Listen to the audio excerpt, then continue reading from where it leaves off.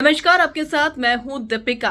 ईशा मालवीय का इविक्शन हुआ और अभिषेक जो थे वो बहुत रोए, फूट फूट कर रोए। शायद दिल में कहीं एक टीस बाकी है कि शायद ईशा और उनका रिश्ता जुड़ जाए, या फिर ये भी हो सकता है कि वो शो में बने रहने के लिए या फिर एक सिंपैथी कार्ड खेल रहे हो। लेकिन जो भी है, अभिषेक रो रहे थे तो उनके फैंस भी रो पड़े और ईशा के इविक्शन में इतना रोए अभिषेक जितना शायद वो बहुत कम लोगों के लिए रोते हैं। इससे पहले जब उन्हें रोते हुए देखा गया तो उनकी माँ के आने पर रोते हुए देखा गया जब फैमिली वीक था।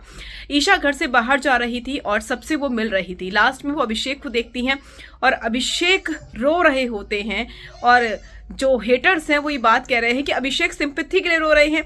जब अभिषेक ने बात बोली थी कि ईशा तुझे मैं टनल तक छोड़ के आऊंगा, तो अब क्यों रो रहा है, क्यों ये दिखावा कर रहा है।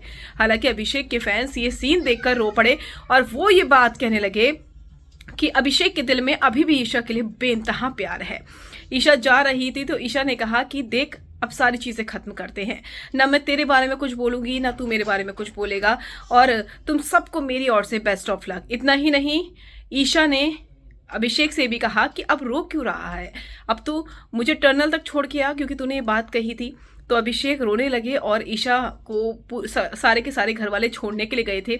उसके बाद अभिषेक बाथरूम में जाते हैं और बाथरूम में फूट फूट कर रोते हैं। ये भी कहते हैं कि ईशा मुझे माफ़ कर देना।